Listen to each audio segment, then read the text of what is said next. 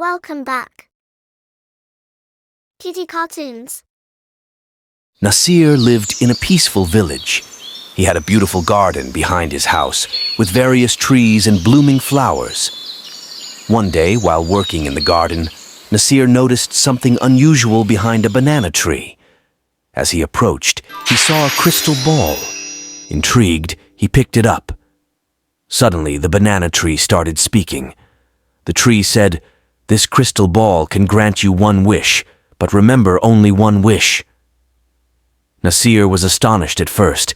He had always dreamt of finding something that could change his life, but now that he actually had such a thing in his hands, he couldn't think of anything to wish for. He pondered for a long time, but couldn't decide what was most important to him. So he put the crystal ball in his bag and decided to wait until he figured out his wish. Days went by, but Nasir didn't make any wish.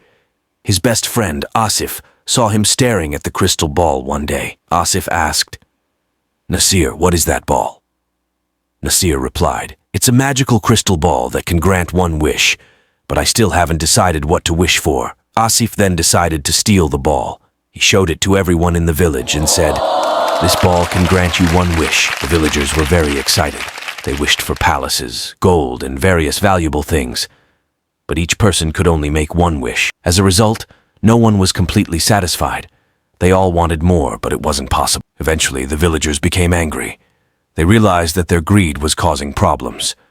So they went to Nasir for help. Nasir felt very sad seeing their situation.